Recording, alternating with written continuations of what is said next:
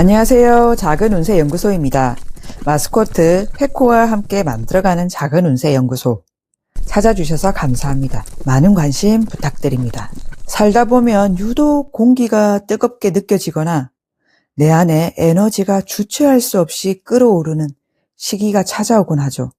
특히 하늘에 떠있는 태양의 기운을 타고난 병화일간 분들에게 다가올 2026년 병오년은 바로 그런 감각이 극대화되는 시기입니다. 사주명리에서 2026년은 병화에게 좋다 나쁘다로 딱 잘라 말하기 어려운 해입니다. 오히려 거대한 운명의 분기점이자 내 삶의 에너지가 한계까지 차오르는 시기라고 이해하시면 될 것 같아요. 상상해 볼까요? 정오의 태양이 머리 꼭대기에 걸려있는 뜨거운 여름날을요. 빛은 눈부시게 강렬하지만 그만큼 그늘도 깊고 열기는 뜨겁습니다. 잠재력이 터져 나오기도 하지만 그 열기에 소중한 것을 태워버릴 위험도 공존하는 아슬아슬한 시기인 셈이죠. 이 거대한 에너지를 내가 직접 운전해 나갈지 아니면 에너지에 휩쓸려 갈지 결정짓는 핵심 전략은 무엇일까요? 지금부터 차근차근 알아보겠습니다. 명리학에서 병오년을 설명할 때 가장 먼저 등장하는 키워드는 비견과 양인입니다. 쉽게 말하면 여러분의 인생이라는 자동차에 초강력 터보 엔진이 달리는 상황과 비슷합니다. 하늘에는 나를 상징하는 병화가 하나 더 뜨고 땅에는 화의 기운이 절정에 달한 오화가 들어옵니다. 특히 오화는 양인이라 불리는데 이는 양의 기운 중에서도 가장 날카롭고 강한 에너지를 상징합니다. 칼을 든 장수와 같은 기세죠. 그럼 이 엔진이 가동되면 어떤 변화가 나타날까요? 우선 미뤄뒀던 일을 밀어붙이는 폭발적인 추진력이 생깁니다. 평소에는 망설였던 일들도 지금 아니면 언제 해? 라는 마음으로 도전하게 되죠. 독립심이 최고조에 달하며 내 방식대로 해보겠다는 의지가 강해지는 시기입니다. 하지만 엔진이 너무 강력하면 제어가 어려워집니다. 속도에 취해 앞만 보고 달리다 보면 주변의 소중한 사람들을 살피지 못해 고립될 우려가 있습니다. 또한 너무 밝은 빛은 일시적인 눈부심 현상을 만듭니다. 과도한 확신 때문에 냉정한 판단을 놓치고 성급한 투자나 계약에 손을 댈 위험이 생기는 것도 바로 이 에너지의 과잉 때문입니다. 내가 무조건 맞다는 생각이 들 때가 가장 위험한 순간임을 기억해야 합니다. 같은 병화일간이라도 본인의 사주 구성에 따라 병오년의 체감 온도는 다를 수밖에 없습니다. 먼저 본인 사주에 이미 화기운이 많은 분들입니다. 이런 분들에게 병오년은 더 힘들어질 수도 있고 크게 치고 올라갈 수도 있는 갈림길입니다. 에너지가 과해지면 건강상으로는 심혈관 질환이나 시력 저하, 심리적으로는 극심한 불안이나 분노 조절 장애가 올 수 있습니다. 이런 분들은 철저하게 자신을 낮추고 쉬어가는 전략이 필요합니다. 반면 사주에 물이 적절히 있거나 금 기운이 강해 화 기운이 필요했던 분들에게는 최고의 기회가 됩니다.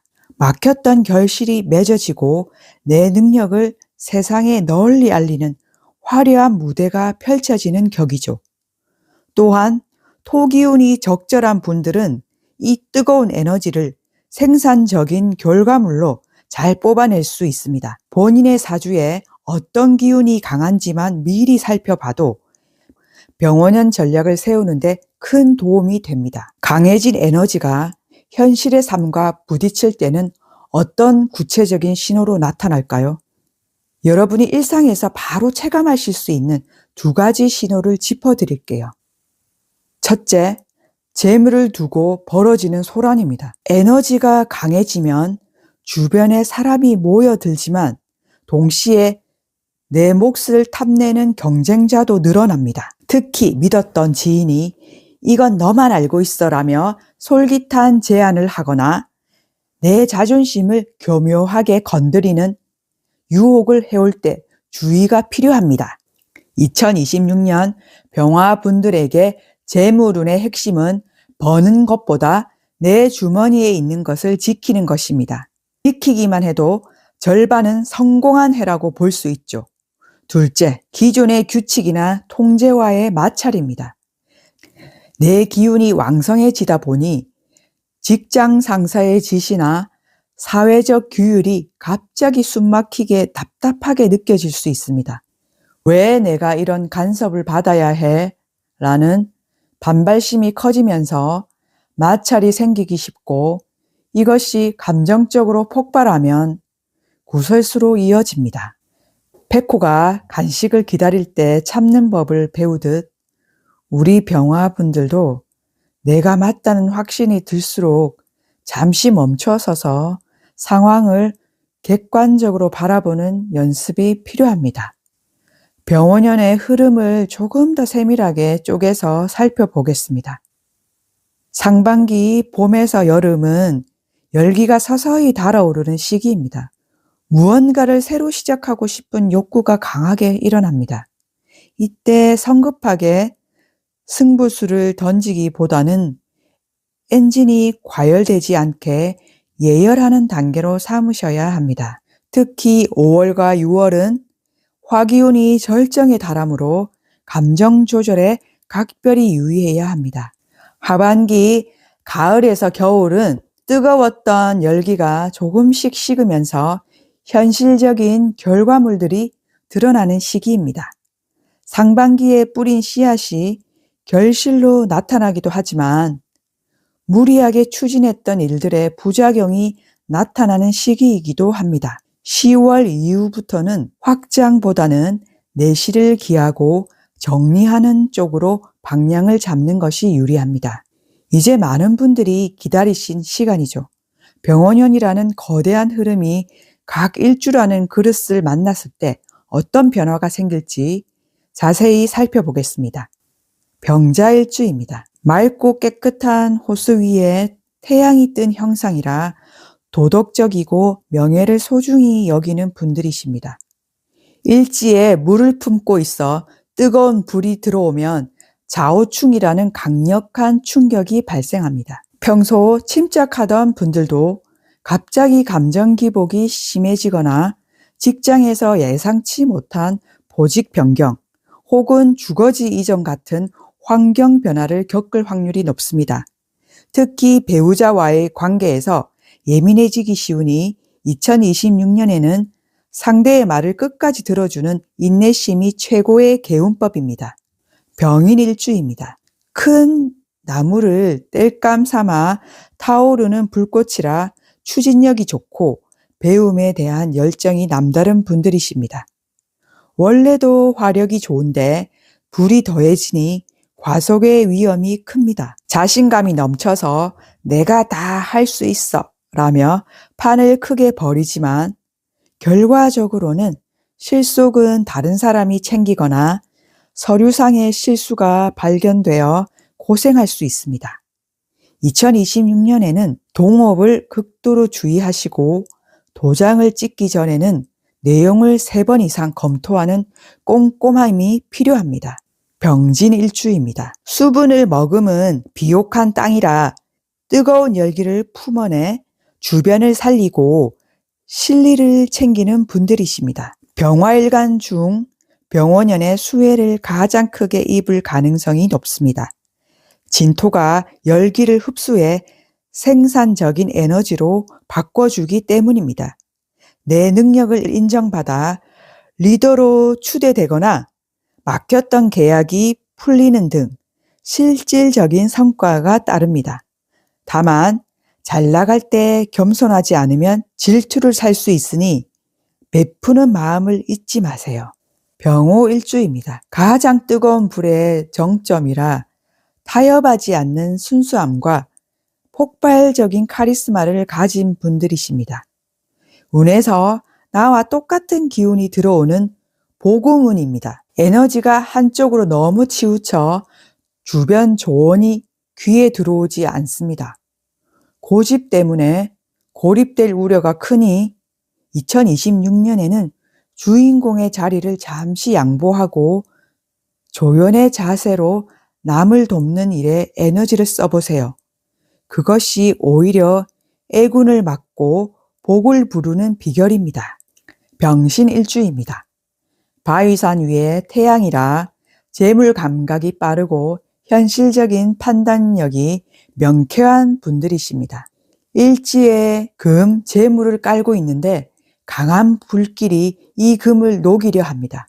일확천금을 노리는 투기 유혹이 강해지고 주변에서 돈 빌려달라는 소리가 들릴 겁니다.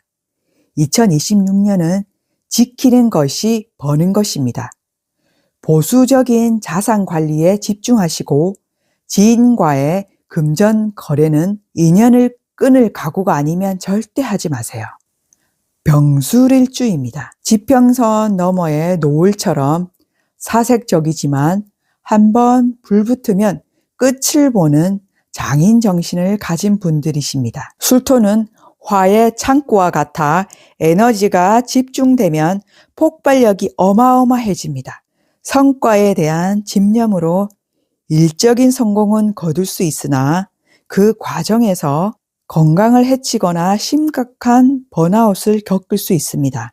스트레스가 욱하는 성질로 터져 관계를 망칠 수 있으니 의식적으로 물가로 여행을 가거나 정적인 취미를 통해 열기를 식혀주어야 합니다.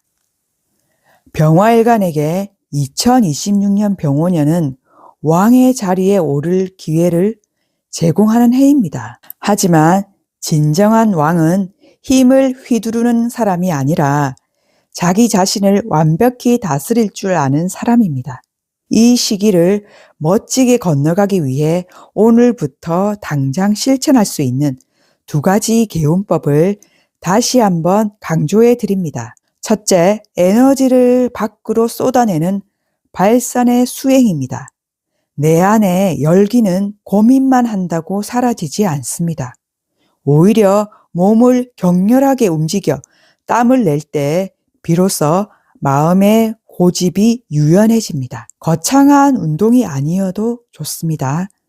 숨이 턱까지 차오를 정도의 빠른 걷기나 10분간의 고강도 운동 혹은 좋아하는 음악에 맞춰 몸을 흔드는 것만으로도 충분합니다. 땀과 함께 내 안에 욱하는 기운을 배출하고 나면 상황을 바라보는 시야가 훨씬 넓어질 겁니다. 둘째, 열기를 가라앉히는 침묵의 호흡입니다.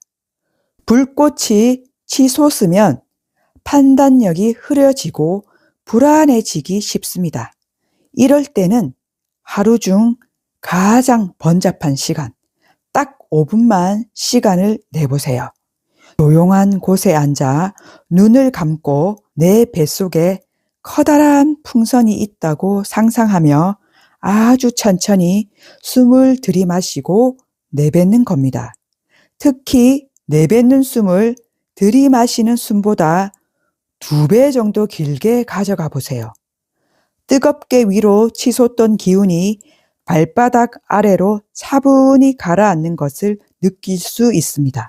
병원연은 여러분이 더 단단하고 아름다운 보석으로 거듭나기 위한 뜨거운 용광로입니다. 시련이 뜨거울수록 여러분은 더 찬란하게 빛날 것입니다. 페코와 작은 운세 연구소가 병화일간 여러분의 앞길을 응원하겠습니다. 오늘의 이야기가 도움되셨다면 구독과 좋아요 부탁드립니다. 작은 운세 연구소였습니다. 감사합니다.